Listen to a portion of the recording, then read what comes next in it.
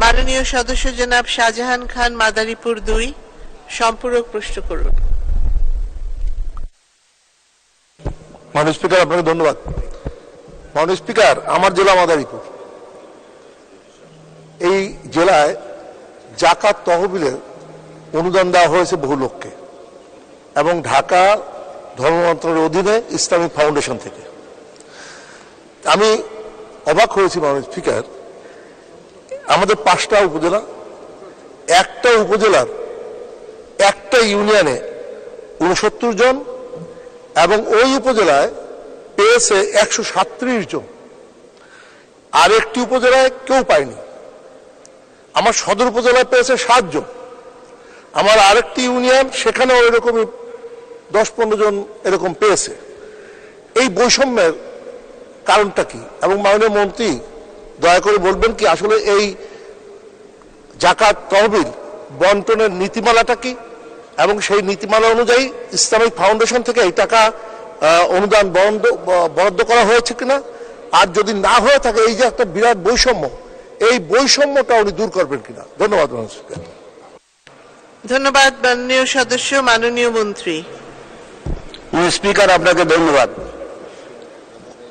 আমাদের অত্যন্ত প্রিয় ব্যক্তি আমাদের জাতীয় সংসদ সদস্য মহোদয় যে প্রস্তাবটা করেছেন অত্যন্ত গুরুত্বপূর্ণ, এবং এই গুরুত্বপূর্ণ আলোকে আপনাদেরকে জানাতে চাই, আমাদের নীতির মালার মধ্যে ক্লিয়ার উল্লেখ করা আছে যে টাকা যেখান থেকে কালেকশন হবে, অর্থাৎ যে উপজেলা থেকে যে টাকাটা কালেকশন হবে তার 70% টাকা সেই উপজেলাকেই আমরা আবার দিয়ে দিই, আর 30% টাকা সেটা আমাদের সেন্ট্রাল বেজ আসে।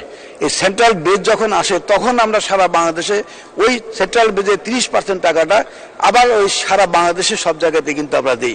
তাতে করে সেই টাকাটা খুবই কম। 30% টাকা যখন সারা বাংলাদেশে আমরা বিভাজন করি তখন দেখা যায় যে 2 জন 5 জন 7 জন 10 জন এমন পায়, কিন্তু 70% তো যে টাকা দিয়েছে তার উপজেলাতে সেই টাকাটা রয়ে যায়। যে ডিস্ট্রিক্ট থেকে আমাদের যে টাকাটা আসে সেই ডিস্ট্রিক্টে সেই টাকাটাই রয়ে যায়। অতএব এই জায়গায় নতুন করে আলাদা করে আমরা দিব সেই সুযোগ নাই।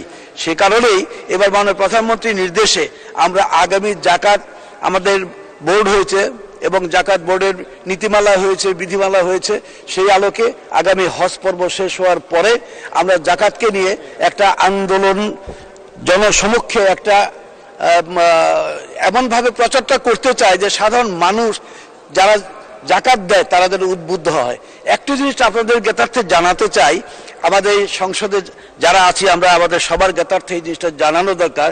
সে বিষয়টি হলো জাকাত ফান্ডে, সরকারি ফান্ডে যদি কেউ জাকাত দেন, সে কথা 20,000 টাকা জাকাত দিলেন, তার ইনকাম ট্যাক্সে যখন দেখা যাবে যে 50,000 টাকা তার ট্যাক্স দিতে হবে, এই 20,000 টাকা সেই জায়গায় যদি আমরা জমা দিয়ে দেই তাহলে কিন্তু এই জাকাত ফান্ডে দিলেই এই রিসিপ্টটা দেখালে কিন্তু সেই জায়গায় 20,000 টাকা রিবেট পাওয়া যায়। এত সুযোগ থাকতেও আমরা সেই কাজটি কোনোদিন করিনি বা কেউ কোনোদিন এই কথাটা উত্থাপন করিনি। তাই আমি মাননীয় সংসদ সদস্যকে আমাদের মাননীয় স্পিকার মহোদয়ের মাধ্যমে জানাতে চাই, আমরা প্রত্যেকটা উপজেলা থেকে জাকাত কালেকশন যেন করতে পারি, আর ওই কালেকশনের 70% সেই উপজেলাতে জন্য আমরা দিতে পারি। এই ব্যবস্থা নেওয়ার জন্য আমি আজকে হাউজে সবার কাছে বিনয়ের সাথে অনুরোধ করবো, স্ব এলাকার আমরা যে এমপি যেখানে আছি আমরা প্রত্যেক এলাকা থেকে জাকাত কালেকশনের জন্য একটা উদ্যোগ আগামীতে গ্রহণ করব, আমরা সবাইকে যেন সমহারে সেটা দিতে পারি। আপনাকে ধন্যবাদ মাননীয় স্পিকার। ধন্যবাদ মাননীয় মন্ত্রী।